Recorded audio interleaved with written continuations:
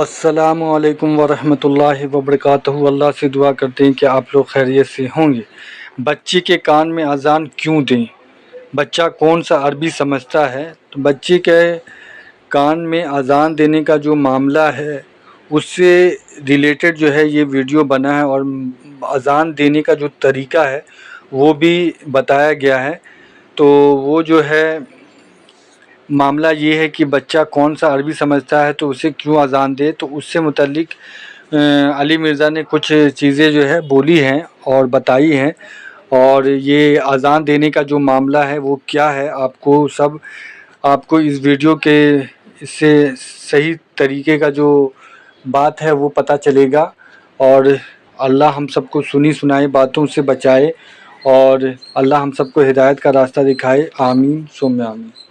اذان اس کے لیے نہیں، عربی تو 4-5 سال کا بچہ کیا آپ کا 40-50 سال کا ابا بھی نہیں سمجھتا۔ یہ برکت کے لیے ہے، چھوٹے بچوں کو دم بھی ڈالا جاتا ہے نا، وہ اس لیے نہیں کہ ان کو مطلب آتا ہے، اس کی برکت سے اللہ تعالیٰ اس کے اوپر رحمت نازل فرماتا۔ اذان کے اوپر اجماع اور عملی تواتر ہے کہ بچے کے کان میں اذان، کان سے مراد یہ نہیں ہے کہ وہ ایسے رکھ کے تو وہ بنا کے تو اس طریقے سے اذان دے رہے ہوتے ہیں کان، آپ پاس کھڑے ہو کے بس قبلہ رخ کھڑے ہو کے اذان دے دیں، اگر فجر کا ٹائم ہے فجر والی اذان دے دیں، اگر دوسرے ٹائمنگ ہے دوسری والی اذان دے دیں، وہ کان سے ہی سنے گا۔ اور یہ جو ہے کہ دائیں کان میں اذان بائیں میں اقامت نہیں، صرف اذان دینا ہی ثابت ہے، امام ترمذی نے اس کے اوپر اجماع نقل کیا ہے، تو وہ بچے نے بس اس تک اناؤنسمنٹ ہو گئی ہے۔ خضر علیہ السلام نے ایک چھوٹے سے بچے کی گردن مروڑی، اس کے اوپر میں موسیٰ اور خضر کا واقعہ، یہ خضر علیہ السلام نے بچے کی جو گردن مروڑی تھی، اینڈ پہ انہوں نے کہا میں نے اللہ کے حکم سے کیا، وہ حضرت اسرائیل کی ڈیوٹی انہوں نے پوری کی تھی۔ اور بیسیکلی اس واقعے سے یہ بتانا مقصود ہے کہ تقدیر میں اگر آپ کو تکلیف پہنچتی ہے وہ اللہ کی مرضی سے پہنچتی ہے، وہ بچے نے اتنی عمر میں ہی مرنا تھا، وہ تو صرف دکھا دیا نا۔ آپ مجھے بتائیں یہ جتنے لوگ مرتے ہیں کیا آپ سمجھتے ہیں کہ یہ کسی حادثے یا ان چیزوں کی وجہ سے مر رہے ہیں؟ بھی ان کا ٹائم پورا ہوا ہے۔ وہ تو اسرائیل اگر آپ کو سامنے نظر آ جائے تو آپ نے تو گالیاں نکالنی اسرائیل کو، وہ تو اللہ نے ایک پردہ رکھا ہوا ہے، ٹھیک ہے۔ تو یہاں پہ بھی موسیٰ علیہ السلام کو یہ سکھایا گیا تھا کہ آپ کے ذریعے باقیوں کو یہ میسج پہنچ جائے کہ اگر کسی کو کوئی تکلیف پہنچتی ہے تو وہ سمجھ لے کہ اس میں میرے لیے بہتری تھی۔ جو قرآن میں آیا کہ کسی چیز میں تم خیر سمجھ رہے ہوتے ہو اس میں تمہارے لیے شر چھپا ہوتا ہے، اور کسی چیز میں تم شر ایکسپیکٹ کر رہے ہوتے ہو اس میں خیر چھپا ہوا ہوتا ہے، اللہ جانتا ہے تم نہیں جانتے۔ نماز اور قرآن پڑھتا ہوں پھر بھی دل کو سکون نہیں ملتا، کوشش کرتا ہوں اچھے کام کرنے کی، اس کا حل کیا ہے بھائی؟ اچھی صحبت اویلیبل نہیں ہے تو اپنے آپ کو مصروف رکھیں نیکی کے کاموں میں، اور نیکی کے کاموں سے مراد صرف یہ نہیں ہے کہ آپ نے کوئی تسبیحات ہی پڑھنی ہے، ہر وہ کام جس سے آپ خدا کی شناخت حاصل کرتے ہیں۔ قرآن کلاسز ہماری یوٹیوب پہ دیکھیں، یہاں سے دل بور ہو جائے نیشنل جغرافک چینل لگا کے بیٹھ جائیں، ڈسکوری لگا کے بیٹھ جائیں، سائنٹیفک جو نئی انوینشنز ہو رہی ہیں ان کو لگا کے بیٹھ جائیں، اپنے آپ کو مصروف رکھیں، انشاءاللہ تعالیٰ دل کو سکون ملے گا۔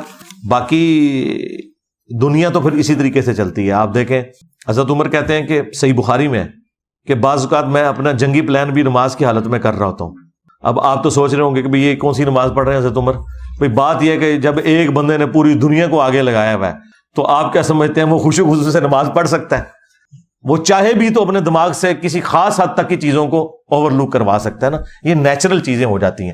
تو انشاءاللہ تعالی قرآن کو ترجمے سے پڑھتے رہیں، خدا اورینٹڈ رہیں، اچھی صحبت اختیار کریں، اور آج کے زمانے میں تو بندہ بھی ڈھونڈنے کی ضرورت نہیں ہے، جس وقت کہیں گے کیا حکم ہے میرے آقا ہم حاضر ہیں۔ صحبت کا یہ مطلب نہیں کہ آپ نے کسی بندے کے ساتھ ہی ضرور بیٹھنا ہے، اچھی صحبت، اچھی ویڈیوز، اچھی تعلیمات کا سننا دیکھنا، یہ ویڈیو کی برکت سے تو صحبت والا معاملہ بھی اب ختم ہو گیا۔ آڈیو میں سمجھتا ہوں کہ صرف 5% آپ گریب کرتے تھے، لیکن ویڈیو کا اثر جو سائنس ہمیں بتا رہی ہے وہ 50% ہے۔ جب آپ کسی بندے کو دیکھ لیتے ہیں ویڈیوز میں اور اس کی بات سنتے ہیں تو 50% آپ اثر لے لیتے ہیں۔ کیا نماز کے بعد بلند آواز ذکر کرنا جائز ہے؟ جائز نہیں، سنت ہے، لیکن یہ والا نہیں جو انڈیا پاکستان والوں نے بتایا ہے۔ بخاری میں خالی بلند آواز کا ذکر نہیں ہے، بخاری مسلم میں حدیث موجود ہے کہ ابن عباس کہتے ہیں کہ نبی علیہ السلام کا جماعت کا مکمل ہونا میں اللہ اکبر کی آواز سے پہچانتا تھا۔ سلام پھیرتے ہی آپ کہیں گے اللہ اکبر، اس کے بعد آپ آہستہ آواز میں پڑھیں گے، صحیح مسلم میں آتا ہے 3 دفعہ استغفر اللہ استغفر اللہ استغفر اللہ اللہم انت السلام ومنک السلام تبارک یا ذا الجلال والاکرام۔ اس کا حوالہ صحیح مسلم 1334 ہے۔ فوٹوگرافی کو ذریعہ معاش بنانا کیسا ہے اور شادی بیاہ میں کس حد تک ویڈیو اور فوٹوگرافی کروا سکتے ہیں؟ فوٹوگرافی کے اوپر تو آپ میرے بھائی کوئی ایسا اختلاف اس طرح نہیں رہا۔ فوٹوگرافی میں وہ منظر جو عام حالت میں دیکھنا حرام ہے وہ فوٹوگرافی میں بھی حرام ہے۔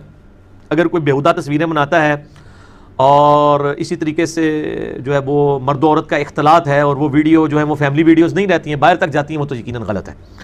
باقی اگر یعنی شادی بیاہ کی ویڈیو جو ہے وہ یعنی چند انہی لوگوں تک رہتی ہیں کہ جو رشتہ دار ہیں اور آپ اس کو نیٹ کے اوپر نہیں چڑھاتے، اور خطرہ نہیں ہے لیک ہونے کا، پھر تو معاملہ الگ ہے.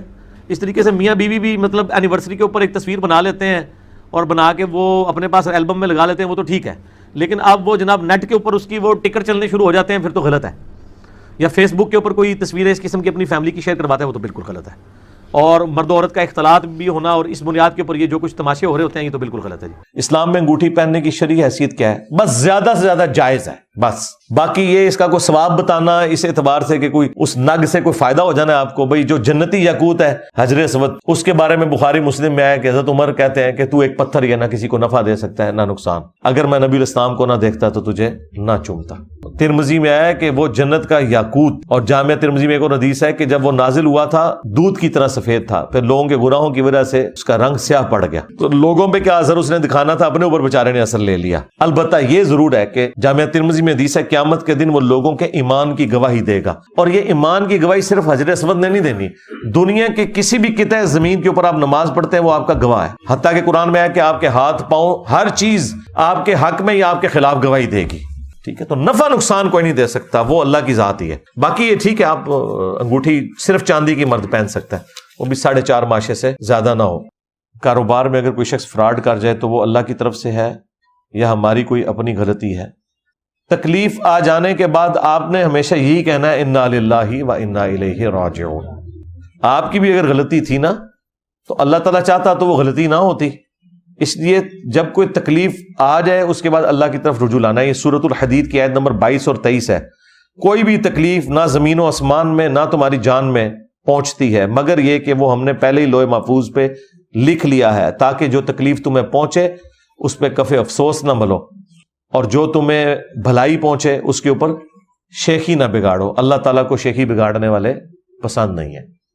تو باقی وہ آپ کی بات کسی حد تک درست ہے کہ صحیح مسلم میں حدیث ہے کہ نبی الاسلام نے کہا اے ابو ہریرہ جو چیز تمہیں نفع دے اس کے لیے پوری کوشش کرنا، سستی نہ کرنا، کاہلی نہ کرنا اور اللہ سے مدد طلب کرنا.